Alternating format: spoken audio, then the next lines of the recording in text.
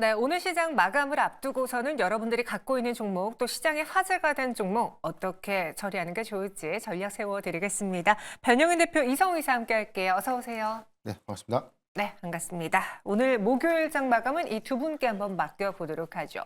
종목별로는 어떤 종목이 있을지 첫 번째 보도록 하겠습니다. 최근에 유통주가 저 PBR 관련해서 좀 거론되고 있는데 그중에 하나갤러리아가 연일 급등을 보여주고 있습니다. 김동선 효과 있을까요? 두 분의 의견은? 믿지 말자라고 말해주셨네요. 이성 이사님 매도, 변영인 대표는 종목 교체입니다.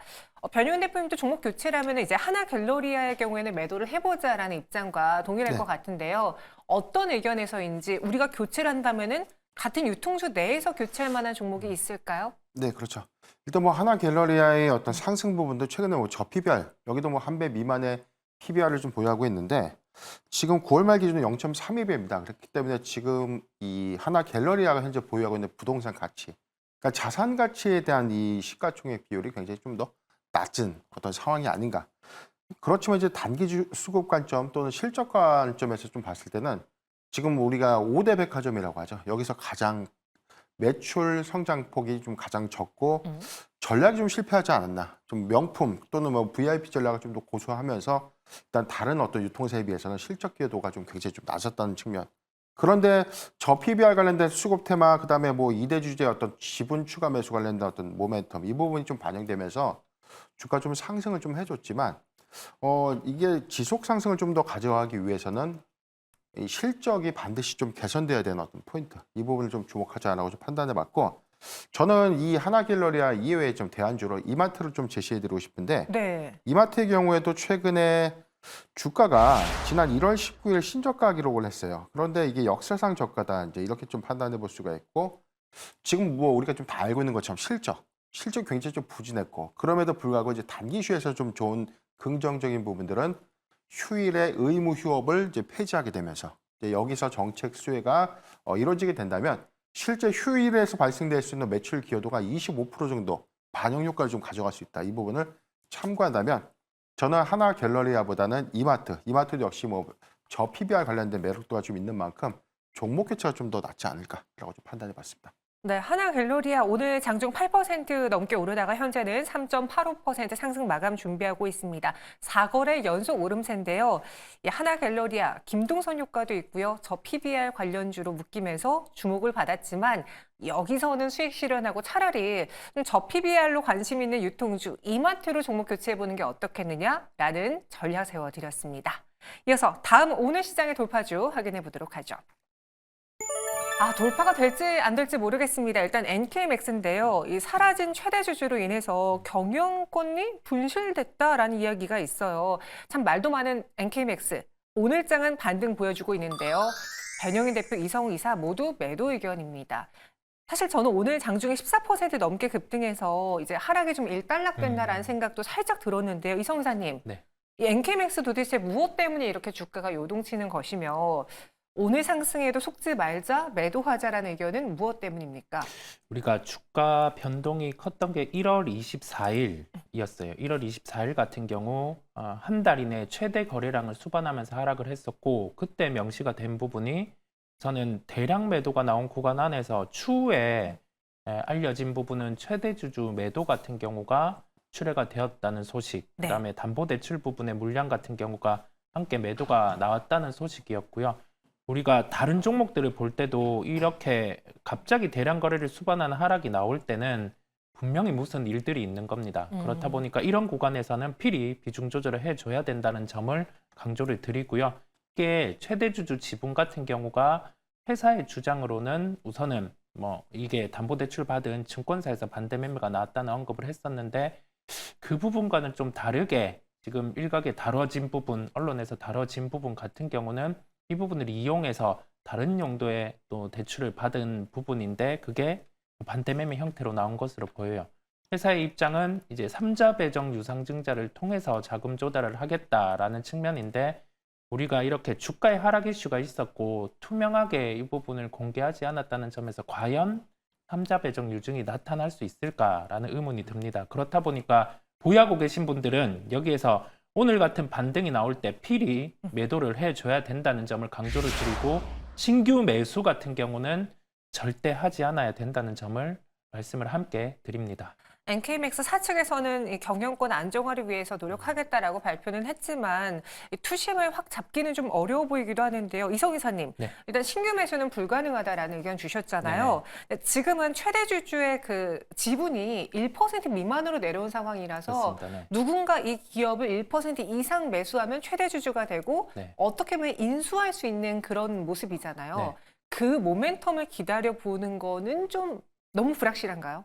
최대 주주로 등극이 되게 되었을 때는 이 구조 안에서 지속 가능한 경영이 가능한지 여부인데 임상 진행을 한다고 해요. 그랬을 때는 투여되는 자금 같은 경우가 상당할 것으로 예상이 됩니다. 그렇다 보니 최대 주주 같은 경우가 바뀌는 게 확정된 경우에 주가 반등은 나올 수 있는데 과연 지금 가지고 있는 레퍼런스를 지속으로 가지고 갈지, 즉 기업 기본으로 계속 가는 경영이 가능할지 여부가 물음표예요. 그렇다 보니까 해당 종목 같은 경우는 좀 유의가 필요하다는 점을 매우 강조드립니다. 네, 그래서 NK맥스 오늘 반등이 나와주면서 하락에 일단락됐을까 싶었던 투자자분들 계실 텐데요. 반등 시 매도 의견으로 두 분 모두 일치가 됐습니다.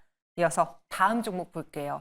하락의 매수 기회로 볼 수 있는지 인터플렉스 보겠습니다. 이 삼성발 효과, 갤럭시 S24 수혜주로 꼽혔던 종목인데 다시 또 세론으로 작용했는지 주가가 밀리고 있거든요. 두 분은 어떻게 대응하시겠습니까? 변영인 대표는 매수, 이성훈 이사는 매도, 여기서 처음으로 나뉘어졌습니다. 변영인 대표님, 네네. 일단 인터플렉스를 매수하자라는 의견이면 네. 왜 하락했는지 그 하락에 큰 무리가 없다라고 판단해서 주신 전략일 텐데요. 우선 지금 단기 급등했던 이유가 뭐 갤럭시 링 출시 여기에 관련된 어떤 수혜 기대감들이 단기 주가 상승에 좀 반영이 됐고 최근 코스닥 약세 섹터들을 좀 보면 대표적인 게 뭐 CXL, 그다음에 온 디바이스 AI, 뭐 온센서 AI, 뭐 PIM 이렇게 좀 구분이 될 수 있다는 것은 단기간 시가총액이 좀 더 작고 유통지 수가 좀 작았던 종목들이 그만큼 더 많이 상승을 했다는 것입니다. 그렇기 때문에 1월 셋째 주 이후부터에 대한 어떤 차익 실현 효과가 좀 굉장히 강했고 그게 이제 지난주부터 굉장히 좀 극대화가 되면서 섹터가 지속적으로 어떤 차익 실현에 대한 영향을 좀 받고 있었다. 그래서 이제 인터플렉스의 경우에도 이러한 어떤 이 전체 섹터의 어떤 조정 여파를 좀 피하지 못했다라고 좀 판단해 보고요.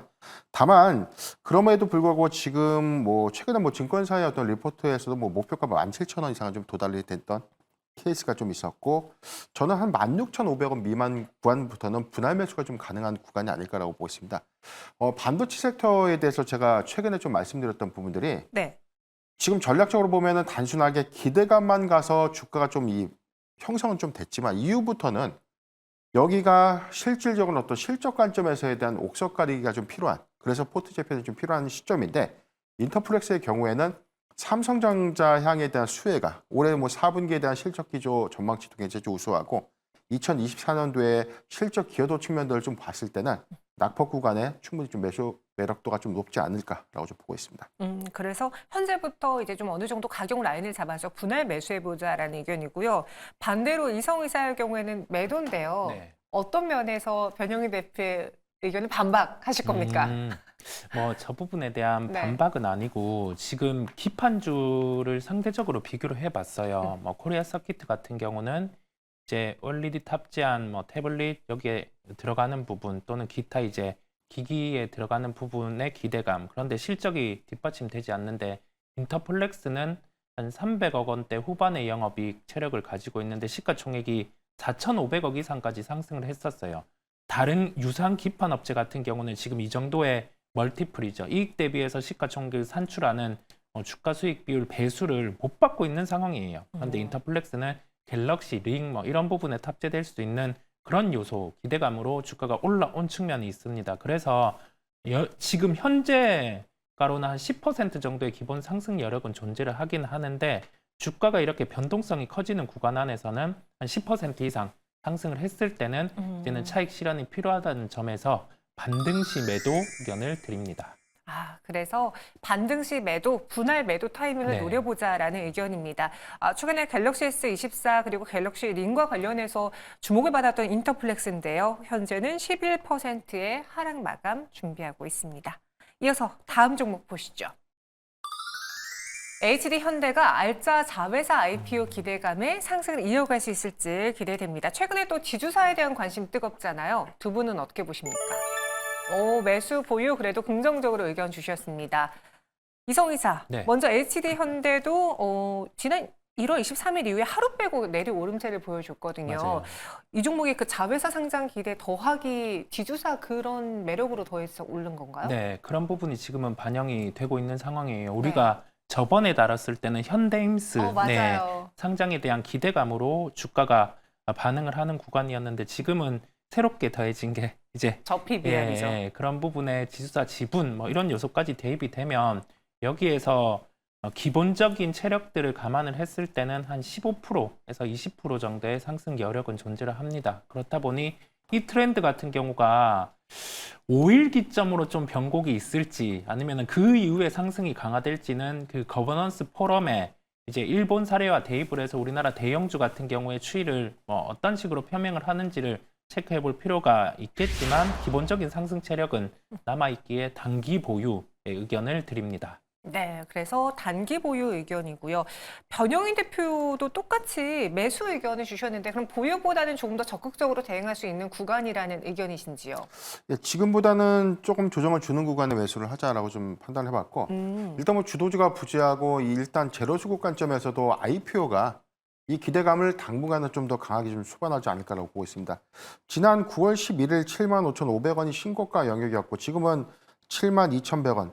저는 이 단기 정보 모멘텀 수급이 조금 더 강하게 좀 반영이 된다면 지난 9월의 신고가는 단기에 좀 돌파할 수 있는 그 시그널이 좀 있다라고 보고 있고 지금 RSI 지표 역시도 좀 과매수 구간 초입에 있기 때문에 여기서 추가적인 어떤 상승 여력 그다음에 최근에 뭐 저PBR 관련된 수급이 일회성이 아니라 좀 더 지속되고 있는 수급이라는 점, 이 점들을 우리가 좀 고려해 보면 상장 기대감들이 오히려 주가의 어떤 업사이드 여건으로 좀 작용하지 않을까라고 좀 판단해 봤습니다. 근데 최근에는 약간 현대임스도 그렇고요. 새내기주에 대한 관심이 예전만치 않아서 이 IPO 상장 기대감이 예전만큼 강할까라는 좀 의구심은 있거든요. 그러니까 저는 이제 1월 우리가 한 두째 주, 셋째 주 정도 봤을 때는 네. 코스피가 약했고 그다음에 코스닥이 강했습니다. 근데 지난주 기점에서는 코스닥이 약했고 이 코스피가 좀 굉장히 좀 강해졌다는 것은 대형주 IPO가 그 시점에 대해서도 시장이 굉장히 이 이 청약이라는 뭐 일단 시장의 관심도가 굉장히 좀 컸었는데 다시 시장이 좀 위축되다 보니까 IPO 일정을 잡아도 될까라는 어떤 의문들이 좀 있었다는 건데 이 시점이 다시 뭐 대형주 장세로 좀 전환이 좀 되기 때문에 저는 오히려 이 부분에 대해서 1분기 내에 좀 더 이렇게 긍정적인 어떤 가시화 일정들이 좀 나오지 않을까 그렇게 보고 있습니다.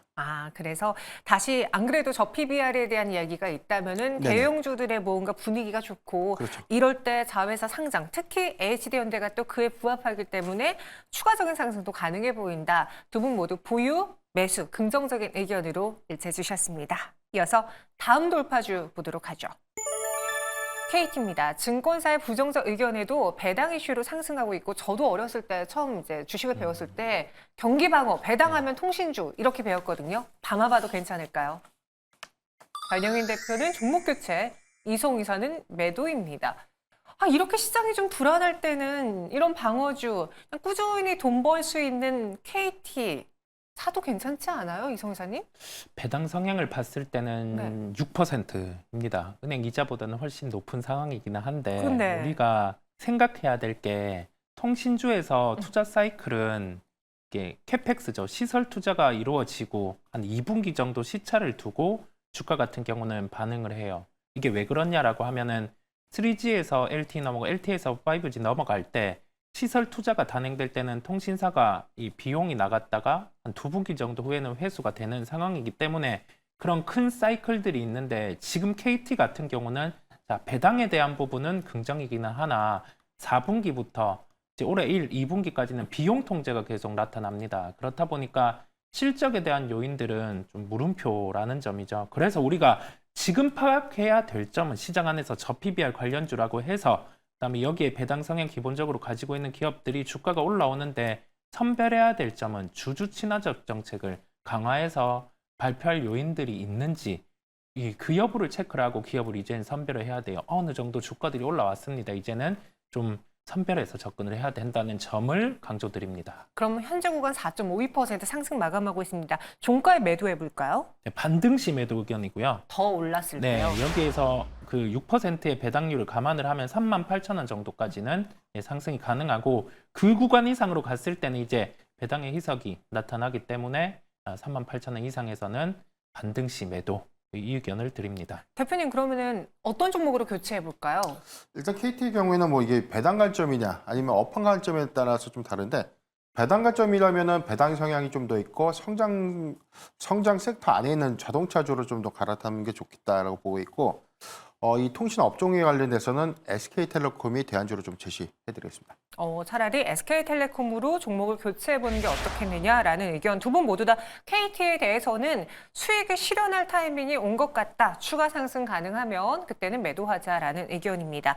지금 동시효과 구간에서 코스피가 2.35%의 강한 상승 마감 준비하고 있어요. 외국인과 기관의 매수가 들어오고 있고요. 상승하는 종목 개수는 600여 개가 넘습니다. 코스닥 낙폭 많이 회복을 했네요. 보합에서 798.36포인트 마감 준비하고 있는데요. 오늘 또 이런 뉴스가 있습니다. 물론 단독 보도긴 한데 삼성전자의 평택 반도체 5공장 공사가 중지되었다라는 뉴스가 나오면서 오늘 코스닥 시장 내에서 많은 2차 전지주들은 어느 정도 밑꼬리를 달고 올라오지만 반도체가 아직까지 좀 불안해하고 있습니다. 이 뉴스가 반도체주에 찬물을 끼얹는 악재로 작용을 할까요? 아니면 추후 나오는 뉴스를 조금 더 챙겨보는 게 좋을까요? 추후 나오는 뉴스를 체크를 해야 되는데 이게 네. 뭐 기업적인 자체 요인으로 중단을 했다라고 하면은 약간 주가 조정은 나올 수 있고요. 좀 외부 요인 이슈로 인해서 이 부분에 영향을 미쳤다라고 하면은 거기에 대해서는 큰 영향은 없을 것으로 보여요. 그래서 계속 나오는 뉴스를 체크를 해봐야 할 것으로 보이고 삼성전자도 SK 하이닉스와 비슷하게 뭐 D램이라든지 낸드에 대한 톤은 조절을 했죠. 이 시설 투자 같은 경우를 최소화하고 고대역폭 메모리 쪽 HBM 단으로 투자를 집중하겠다라는 점을 내비쳤어요. 그러면 시장에서는 수요를 확인하려고 할 겁니다. 그렇다 보니 상대적으로 대형 반도체주들의 주가들이 좀 더딘 면이 있다는 점을 함께 말씀을 드립니다. 네. 추후에 나온 좀 뉴스들을 보니까 일단은 불황의 속도 조절을 하는 것 아니냐라는 이야기도 있고요. 또 바로 전날 삼성전자 컨퍼런스 콜에서 투자 감축은 없다라고 했는데 갑자기 왜 이 중단이 되지? 좀 투자자분들이 헷갈려 하시는 것 같거든요. 이성 이사님은 어떻게 판단하셨는지요? 아까 그 말씀하신 요인으로 만약에 기업 네. 자체적인 요인으로 중단이 되었다고 하면은 약간 뭐 감산의 요소 비슷한 거죠. 예, 그렇다 보니 어제 컨콜에서도 그 멘트는 했습니다. 감산은 지속하겠다. 그래서 우리가 생각한 것보다는 실수요의 회복이 좀 느릴 수 있다는 점이 하나의 핵심 포인트라는 말씀을 드리고요. 여기에 대해서 감산 지속, 뒤에 실수요 회복 이 부분은 한 3분기, 2분기에서 3분기 정도 다시 한번 데이터를 확인해야 될 것으로 보여요. 그렇다 보니 대형 반도체주 같은 경우는 주가의 반등폭은 그렇게 강하지 않을 수 있다는 점을 생각을 해야 되겠습니다. 변영인 대표님은 어떻게 보십니까? 일단 지금 삼성의 투자 전략들은 좀 약간 슬로우다운. 지금 공장에 대해서 이게 일시적인 셧다운이 아니라 천천히 투자를 좀 지연시키는 과정이다라고 보고 있고 이게 오늘 뉴스가 나왔지만 지난주부터 거기 주민들은 다 알고 있던 사실입니다. 왜냐하면 근로자들이 출근 안 했기 때문에. 그래서 저는 이게 설 이후에 정확한 어떤 전략이라든가 공사 일정들이 다시 좀 재개수립되지 않을까 그렇게 보고 있습니다. 일단 오늘 이 반도체주에 대한 투심 악화 요인으로 작용한 건 맞는 것 같습니다. 하지만 이로 인해 우리가 전략을 수정할까 이거는 추후 나오는 뉴스와 이유, 근거를 보고 대응을 해봐야겠다라는 의견까지 알아봤습니다. 그럼 오늘 장 마감 지금부터 한번 정리해 보도록 할게요. 일단 동시효과 구간에서는 코스닥이 대다수의 낙폭을 만회하면서 거의 800선 부근에서 마감을 준비하고 있습니다. 오늘 코스닥이 그래도 이 장중 저점을 회복할 수 있었던 뒷배에는 외국인의 수급 유입이 있었는데요. 한 1,300억 원 넘는 매수 유입 추정되고 있고요. 코스피 시장에서는 외국인이 8천억 원 넘는 강한 매수를 펼쳐줬습니다. 마감 어떻게 되는지 좀 살펴보도록 할게요. 이성 이사님 간략한 브리핑 해볼까요? 코스닥 시장 반등 같은 경우 오늘이 변곡점이었죠. 그렇다 보니 좀 그래도 낙폭을 만회하는 흐름이 나타났고 지금은 코스닥 시장은 기본에 충실할 때입니다. 첫 번째 반등이 나올 때, 낙폭을 만회할 때 같은 경우는 시가총액 1, 2위 같은 경우에 주가가 강해요. 그 다음에 프로그램 매수가 들어오면 전체적인 종목을 매수하기보다는 시가총액 상위주를 매수한다는 점을 먼저 기억하실 필요가 있고, 오늘은 낙폭 만회한 구간이 나왔고 이 수급 같은 경우가 지속되는 점, 적어도 코스닥 시장 같은 경우가 한 2거래일 걸쳐 한 2%대 정도까지 상승해야지 중소형주 단으로 돈이 퍼질 수 있어요. 이 부분을 기억을 하고 대응을 하시면 투자에 도움이 되실 것 같고, 거래소 기준으로는 이제 지주사라든지 관련된 기업들의 주가가 강했는데 5일에 그 관련된 거버넌스 포럼 같은 경우를 함께 체크를 해보시면 되겠습니다.